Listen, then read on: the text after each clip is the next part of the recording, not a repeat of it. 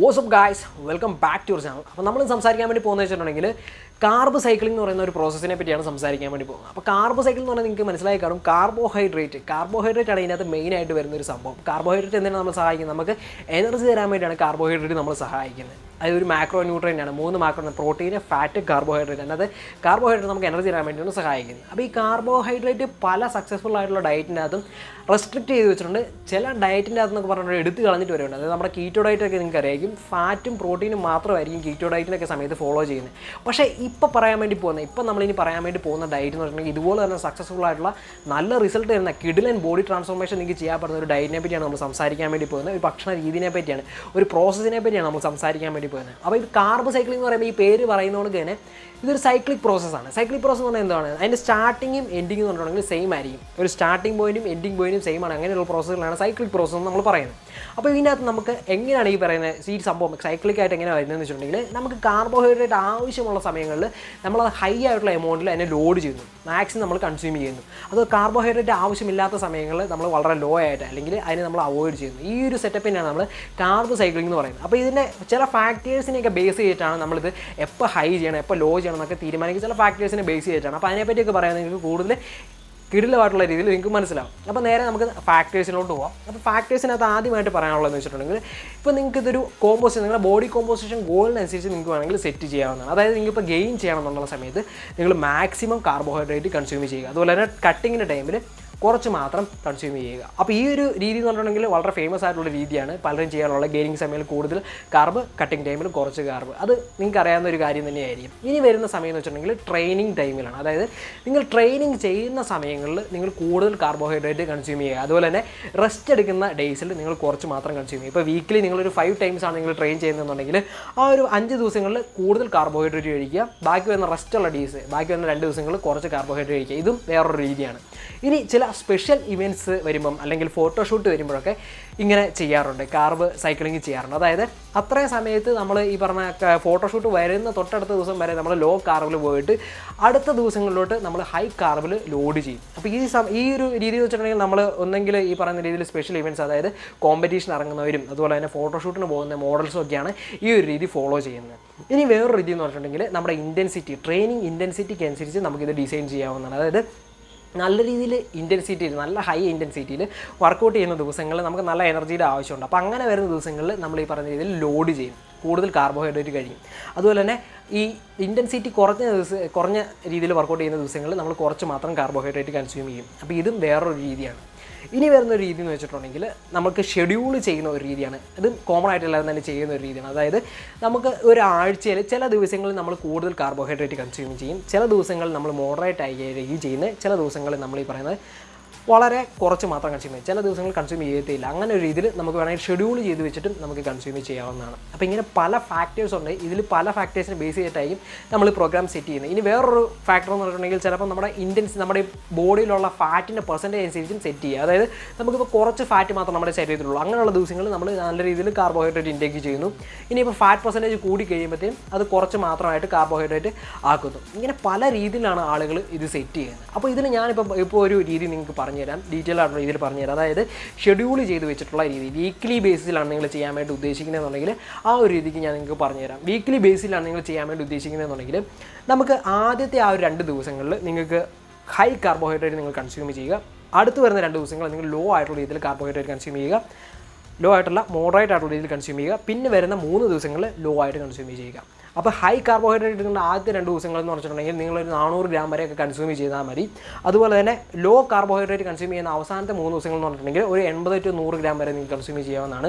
അതുപോലെ ഈ പറയുന്ന മോഡറേറ്റ്, ഇതിനിടയ്ക്ക് വരുന്ന ദിവസങ്ങളിൽ, ഇടയ്ക്ക് വരുന്ന 2 ദിവസങ്ങളിൽ നിങ്ങൾക്ക് ഈ പറഞ്ഞ ഇതിൻ്റെ ഇടയ്ക്ക് വരുന്ന, അതായത് 100നും 400നും ഇടയ്ക്ക് വരുന്ന ഒരു നമ്പേഴ്സിൽ നിങ്ങൾക്ക് കൺസ്യൂം ചെയ്യാം. 250 ഗ്രാം ഒക്കെ രീതിയിൽ നിങ്ങൾ കാർബോഹൈഡ്രേറ്റ് കൺസ്യൂം ചെയ്താൽ മതി. അപ്പം ഈ കാർബോഹൈഡ്രേറ്റിൻ്റെ ഇതിലെ എമൗണ്ടിൽ മാത്രമാണോ മാറ്റം വരുന്നുള്ളൂ എന്ന് ചോദിച്ചിട്ടുണ്ടെങ്കിൽ അല്ല. ഫാറ്റിൻ്റെ പെർസെൻറ്റേജിലും മാറ്റം വരുന്നുണ്ട്. ഇപ്പോൾ നിങ്ങൾ ഹൈ ആയിട്ടുള്ള കാർബോഹൈഡ്രേറ്റ് ആണ് നിങ്ങൾ കഴിക്കുന്നതെന്ന് ഉണ്ടെങ്കിൽ ഹൈ കാർബോഹൈഡ്രേറ്റ് എടുക്കുന്ന ദിവസങ്ങളിൽ നിങ്ങൾ ലോ ഫാറ്റ് മാത്രം കൺസ്യൂം ചെയ്യുക. അതുപോലെ തന്നെ ലോ കാർബോഹൈഡ്രേറ്റ് എടുക്കുന്ന സമയങ്ങളിൽ ഹൈ ഫാറ്റ് നിങ്ങൾക്ക് കൺസ്യൂം ചെയ്യാവുന്നതാണ്. പക്ഷേ പ്രോട്ടീൻ്റെ എമൗണ്ട് എന്ന് പറഞ്ഞിട്ടുണ്ടെങ്കിൽ ഇതിൽ വരുന്ന ഈ 3 രീതിയിലും ഹൈ ആണെങ്കിലും ലോ ആണെങ്കിലും മോഡറേറ്റ് ആണെങ്കിലും ഒക്കെ നിങ്ങൾ പ്രോട്ടീൻ ഏകദേശം സെയിം രീതിയിൽ തന്നെ കഴിക്കുക. അപ്പം ഏത് രീതിയിൽ കൺസ്യൂം ചെയ്യണം എന്നുള്ളത് നിങ്ങൾ തന്നെയാണ് തീരുമാനിക്കേണ്ടത്. പല രീതിയിലും പല ഫാക്ടേഴ്സിനും ബേസ് ചെയ്തുകൊണ്ട് നമുക്ക് ഈ പറയുന്ന കാർബ് സൈക്ലിംഗ് സെറ്റ് ചെയ്യാവുന്നതാണ്. നല്ല റിസൾട്ട് കിട്ടുന്ന ഒരു പ്രോഗ്രാമാണ്. ഇനി ഇതിൻ്റെ പിറകിലുള്ള സയൻസ് എന്താണെന്നും കൂടെ നമുക്ക് നോക്കാം.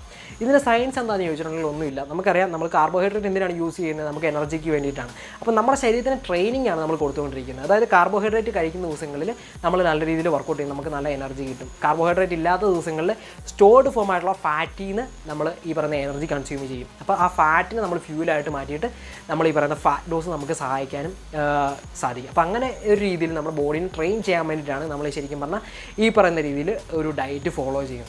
അപ്പം ഇതിന് പല അഡ്വാൻറ്റേജസും ഉണ്ട്. ഈ പറയുന്ന മസിൽ ബിൽഡിങ്ങും ഫാറ്റ് ലോസും ഒന്നും മാത്രമല്ല, ഇതിന് വേറെയും കുറേ അധികം അഡ്വാൻറ്റേജസ് ഉണ്ട്. അഡ്വാൻറ്റേജസ് എന്തൊക്കെയാണെന്ന് ചോദിച്ചിട്ടുണ്ടെങ്കിൽ ഹൈ കാർബോഹൈഡ്രേറ്റ് നമ്മൾ കൺസ്യൂം ചെയ്യുമ്പം നമുക്ക് നല്ല രീതിയിൽ മെറ്റബോളിസം നമ്മുടെ ഇമ്പ്രൂവ് ആകും. അപ്പം ഈ മെറ്റബോളിസം ഇമ്പ്രൂവ് ആകുന്ന രീതി എന്ന് വെച്ചിട്ടുണ്ടെങ്കിൽ ലെപ്റ്റിൻ്റെ പ്രൊഡക്ഷനെ അത് പോസിറ്റീവായിട്ട് ഇമ്പാക്റ്റ് ചെയ്യുന്നതുകൊണ്ട് തന്നെയാണ് നമുക്ക് നല്ലൊരു മെറ്റബോളിസം ഉണ്ടാകുന്നത്. അതുപോലെ തന്നെ നമ്മൾ ഹൈ കാർബോഹൈഡ്രേറ്റ് ഇൻടേക്ക് ചെയ്യാൻ നേരത്ത് നമ്മൾ ലോ കാർബിൻ്റെ സമയത്ത് നമ്മുടെ ഡെപ്ലീറ്റഡ് ആയിട്ടുള്ള ഗ്ലൈക്കോജൻ മസിൽ ഗ്ലൈക്കോജനെ റിപ്ലനിഷ് ചെയ്യാൻ വേണ്ടിയിട്ടും സഹായിക്കും. അപ്പോൾ മസിൽ ഗ്ലൈക്കോജൻ കൂടുതൽ വന്നു കഴിയുമ്പോൾ എന്ത് സംഭവിക്കും? നമുക്ക് നല്ല പെർഫോമൻസിൽ വർക്കൗട്ട് ചെയ്യാൻ വേണ്ടി സാധിക്കും. നല്ല പെർഫോമൻസിൽ നല്ല ഇൻറ്റൻസിറ്റിയിൽ വർക്കൗട്ട് ചെയ്യുമ്പോൾ ഓട്ടോമാറ്റിക്കലി നല്ല മസിൽസും നമുക്കുണ്ടാവും. ഇനി ലോ കാർബോഹൈഡ്രേറ്റ് കൺസ്യൂം ചെയ്യുന്ന സമയത്ത് നമുക്ക് എന്താണ് സംഭവിക്കുന്നതെന്ന് ചോദിച്ചിട്ടുണ്ടെങ്കിൽ നമുക്ക് നല്ലൊരു ഇൻസുലിൻ സെൻസിറ്റിവിറ്റിയാണ് ഉണ്ടാകുന്നത്. അപ്പോൾ ഇൻസുലിൻ സെൻസിറ്റിവിറ്റി എന്താണെന്ന് ചോദിച്ചിട്ടുണ്ടെങ്കിൽ ഈ ഇൻസുലിനെ പെട്ടെന്ന് തന്നെ നമ്മുടെ ശരീരം മനസ്സിലാകും. അപ്പോൾ അതുകൊണ്ട് തന്നെ നമ്മൾ ബ്ലഡ് എന്നൊക്കെ പറഞ്ഞിട്ടുണ്ടെങ്കിൽ ഷുഗറൊന്നും കെട്ടിക്കിടക്കാതെ ഗ്ലൂക്കോസ് ഒന്നും കെട്ടിക്കിടക്കാതെ നല്ല ക്ലീൻ ആയിട്ട് തന്നെ നമ്മളൊരു ബ്ലഡ് സർക്കുലേറ്റ് ചെയ്യുകയും ചെയ്യും. അപ്പോൾ അതാണ് ഈ ഇൻസുലിൻ സെൻസിറ്റിവിറ്റി കൂടിയിട്ടുണ്ടെങ്കിലുള്ള ഒരു ഗുണം. അപ്പോൾ ഇത് നമ്മൾ ഈ പറയുന്ന ലോ കാർബ് ചെയ്യുമ്പോഴാണ് നമുക്ക് കിട്ടുന്നത്.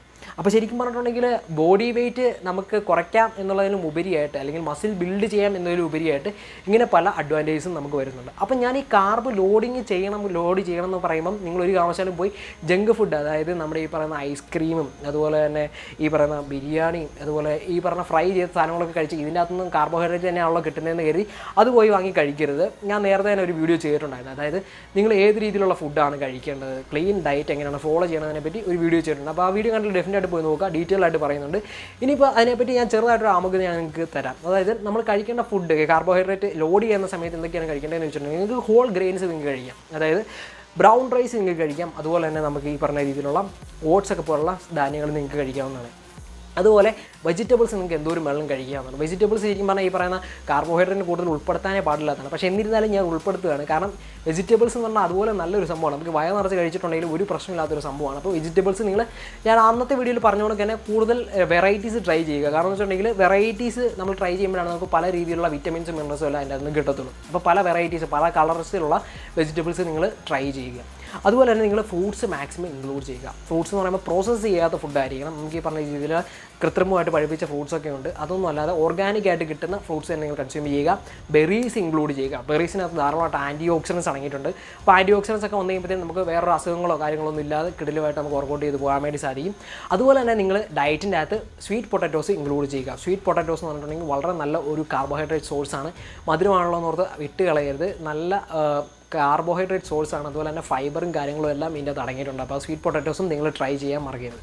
അപ്പോൾ എന്തായാലും നിങ്ങൾക്ക് കാർബ് സൈക്ലിംഗ് എന്ന് പറഞ്ഞാൽ എന്താണെന്നുള്ള കാര്യങ്ങളൊക്കെ മനസ്സിലായി കാണും. അതുപോലെ തന്നെ എന്തൊക്കെ ഫാക്ടേഴ്സിനെ ബേസ് ചെയ്തിട്ടാണ് നമ്മൾ ഈ കാർബ് സൈക്ലിംഗ് പ്രോഗ്രാം സെറ്റ് ചെയ്യുന്നത്, അതുപോലെ തന്നെ നമ്മൾ ഇതിൻ്റെ പിന്നിലുള്ള സയൻസ് എന്താണ്, അതുപോലെ തന്നെ എന്തൊക്കെ ഫുഡാണ് കഴിക്കേണ്ടത് എന്നുള്ളതിനെ പറ്റി എല്ലാം നിങ്ങൾക്ക് മനസ്സിലായി കാണുമായിരിക്കും. അപ്പം ഈ കാർബ് ലോഡ് ചെയ്യേണ്ട സമയത്ത് എന്തൊക്കെ ഫുഡാണ് കഴിക്കേണ്ടത് എന്നുള്ളതിനെ പറ്റിയുള്ള ഒരു ഡയറ്റ് ചാർട്ട് ഞാൻ നിങ്ങൾക്ക് താഴെ നമ്മുടെ ഡിസ്ക്രിപ്ഷനിൽ ആഡ് ചെയ്യുന്നുണ്ട്. അപ്പോൾ നിങ്ങൾക്ക് കാണാൻ മനസ്സിലാവും. അതായത് ഹൈ കാർബ് കഴിക്കേണ്ട സമയത്ത്, ലോ കാർബ് കഴിക്കേണ്ട സമയം, മോഡറേറ്റ് കാർബ് കഴിക്കുന്ന സമയം എന്തൊക്കെ ഫുഡാണ് കഴിക്കേണ്ടത് എന്നുള്ളതിനെ പറ്റി നിങ്ങൾക്ക് ഒരു ധാരണ കിട്ടും. ഇപ്പോൾ അത് തന്നെ കറക്റ്റായിട്ട് കിട്ടിയില്ലെങ്കിലും നിങ്ങൾക്ക് ഏകദേശം എന്തൊക്കെയാണ് കഴിക്കേണ്ടത് എന്നുള്ളതിനെ പറ്റി ഒന്ന് മനസ്സിലാക്കാൻ വേണ്ടിയിട്ടാണ് ഞാൻ താഴെ ഡിസ്ക്രിപ്ഷൻ ആഡ് ചെയ്യുന്നത്. അപ്പോൾ ഡെഫിനറ്റായിട്ടും ഡിസ്ക്രിപ്ഷൻ ചെക്ക് ചെയ്ത് നോക്കുക.